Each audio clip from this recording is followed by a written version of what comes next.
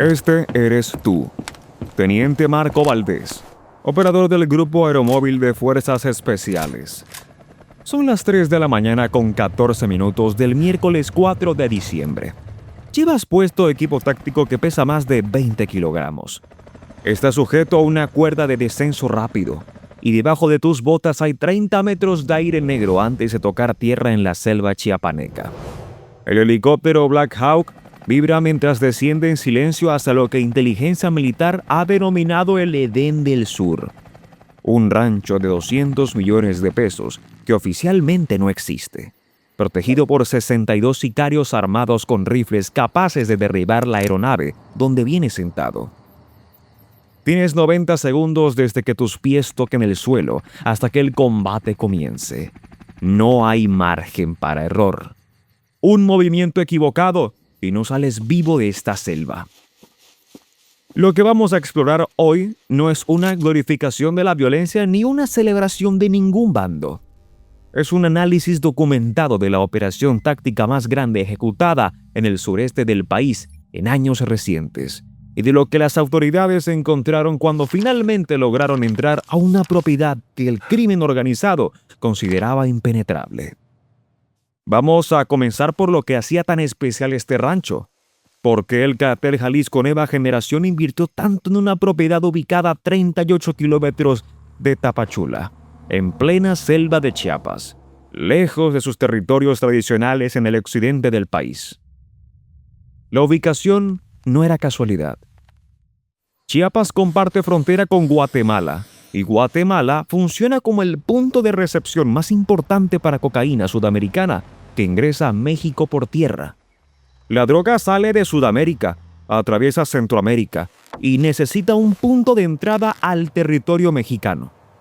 Hace aproximadamente 4 años, el cartel decidió que necesitaba su propia puerta de entrada en el sureste. El rancho fue adquirido mediante una red de empresas fantasma registrada en Guatemala y paraísos fiscales. Prestanombres sin antecedentes penales que aparecían como propietarios legales. La propiedad original era de 500 hectáreas registrada oficialmente como proyecto agroindustrial. Todo perfectamente legal en el papel. Una finca ganadera más en una región donde abundan las fincas ganaderas. Durante el primer año, eso fue exactamente lo que parecía. Pero gradualmente, la transformación comenzó. Y lo que construyeron durante los siguientes 3 años supera lo que la mayoría puede imaginar cuando piensa en propiedades del crimen organizado. La mansión principal tiene 5 niveles, construida con mármol italiano en los pisos, acabados equivalentes a residencias de multimillonarios en las zonas más exclusivas de Ciudad de México. Piscina infinita con vista panorámica hacia la selva guatemalteca. Cocina industrial capaz de alimentar a 50 personas. Y en el 4º nivel, algo que se ha convertido en el símbolo de esta operación. Un trono dorado, con las iniciales del líder máximo del cartel grabadas en el respaldo. No una silla ejecutiva, un trono. El tipo de mueble que normalmente asociamos con reyes medievales, instalado en medio de la selva chiapaneca como declaración de poder absoluto. Dale like si no te esperabas que existiera algo así en territorio mexicano. Pero la mansión era solo parte visible. Lo que realmente hace invaluable esta propiedad está debajo de la tierra y en las instalaciones periféricas. La pista de aterrizaje privada mide 1 kilómetro con 200 metros de longitud, completamente operativa, con iluminación para aterrizajes nocturnos. Y en esa pista, los investigadores encontraron 2 aviones que por sí solos valen más que muchas empresas legítimas mexicanas. El primero es un Gulfstream, el tipo de aeronave que utilizan jefes de Estado y ejecutivos de corporaciones multinacionales. El interior estaba forrado en oro y piel de avestruz, valor estimado en 1,000 millones de pesos. El segundo avión es un Bombardier Global con autonomía de vuelo de 14,000 kilómetros. Capacidad para volar desde Chiapas hasta Europa sin escalas, valorado en 1,600 millones de pesos. Cuando los operadores abrieron el compartimiento de carga, encontraron 400 kilogramos de cocaína que todavía no habían sido descargados del último vuelo. Uno de los pilotos capturados proporcionó información que dimensiona la escala de lo que ocurría. Ambos aviones habían realizado 14 vuelos directos a Texas y California en los últimos 45 días, un promedio de un vuelo cada 3 días, cruzando la frontera con cargamentos, aterrizando en pistas clandestinas en territorio estadounidense. Una operación logística que funcionaba con la regularidad de una aerolínea comercial, solo que transportaba cocaína en lugar de pasajeros. Debajo de una estructura que parecía bodega agrícola, los operadores encontraron la entrada al túnel. 1 kilómetro con 800 metros excavados profesionalmente, atravesando la frontera hasta emerger en territorio guatemalteco. Paredes reforzadas con concreto, sistema de iluminación eléctrica permanente, rieles para transportar carga pesada y sistema de ventilación. El tipo de infraestructura que requiere ingenieros y años de construcción. Y eso es exactamente lo que encontraron en las bodegas. 10 toneladas de cocaína pura. 10.000 kilogramos empacados en ladrillos sellados con la marca del cartel. El valor de calle asciende a 5.600 millones de pesos. Equivale al presupuesto anual completo de varios municipios mexicanos combinados. Era el cargamento más grande jamás documentado en el sureste del país. Y después estaba la bóveda subterránea. Paredes de concreto reforzado de 1 metro de espesor. Puerta de acero que requirió equipo especializado para abrir. Cuando finalmente entraron, encontraron 42 millones de dólares en efectivo. No pesos, dólares. Billetes nuevos empacados en fajos, apilados del piso al techo. El arsenal decomisado revela las intenciones defensivas de quienes operaban este rancho. 840 armas largas de diferentes calibres. Pero lo más alarmante fueron los 28 rifles Barrett calibre 50, capaces de derribar helicópteros. También encontraron 9 lanzacohetes antiaéreos de fabricación rusa y estadounidense. Quienes operaban el rancho anticipaban un asalto aéreo y estaban preparados para defenderse con capacidad de fuego equivalente a una fuerza militar pequeña. El personal que custodiaba todo esto no eran sicarios comunes. 62 elementos permanentes divididos en turnos las 24 horas. Todos vestían uniformes clonados de los grupos aeromóviles de Fuerzas Especiales Mexicanas. Portaban radios configurados con frecuencias militares. Varios eran desertores de Fuerzas Armadas mexicanas y centroamericanas. Esta era la fortaleza que inteligencia militar había identificado. A principios de septiembre, analistas de la Secretaría de la Defensa Nacional realizaban vigilancia satelital rutinaria sobre zonas selváticas de Chiapas. En las imágenes de una zona ubicada a 38 kilómetros de Tapachula, detectaron algo que no debería existir. Una pista de aterrizaje donde oficialmente no había ninguna. Construcciones grandes que no aparecían en registros. Lo que antes era un rancho ganadero simple se había convertido en un complejo fortificado. Simultáneamente, informantes en Guatemala reportaron movimiento de cargamentos hacia la frontera chiapaneca. Informantes en Jalisco confirmaron que el cartel había establecido una base importante en el sureste. Las piezas comenzaron a conectarse. Durante octubre y noviembre, la vigilancia se intensificó. Monitoreo satelital permanente, intercepción de comunicaciones, infiltración de informantes en poblaciones cercanas. Detectaron el túnel mediante imágenes térmicas que mostraban diferencias de temperatura consistentes con una estructura subterránea. Para finales de noviembre, inteligencia tenía información suficiente para actuar. Pero también tenían un problema significativo. 62 sicarios con armamento pesado, incluyendo rifles antiblindaje y lanzacohetes. Ubicación remota en selva densa. 7 accesos diferentes para escape. Y los ocupantes tenían equipos para interceptar frecuencias militares. Los comandantes decidieron que necesitaban un asalto aeromóvil masivo. Ataque sorpresa desde el aire y con fuerza tan abrumadora que neutralizará la capacidad de respuesta antes de que pudieran organizar defensa o escape. Decidieron desplegar 320 operadores. La noche del 3 al 4 de diciembre, todo estaba listo.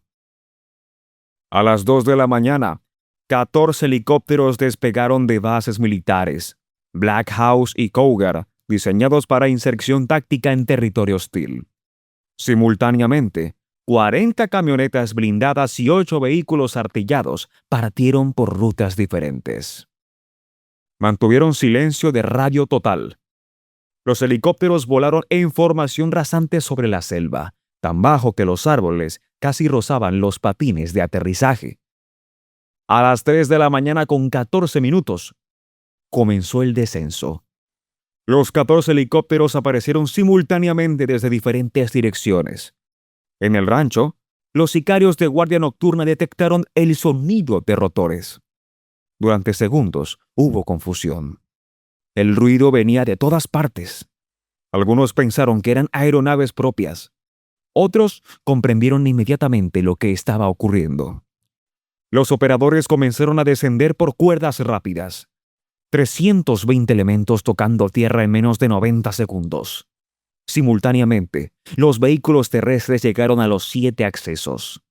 Cerraron cada salida con blindados posicionados. El rancho quedó completamente rodeado antes de que los sicarios pudieran reaccionar de manera coordinada.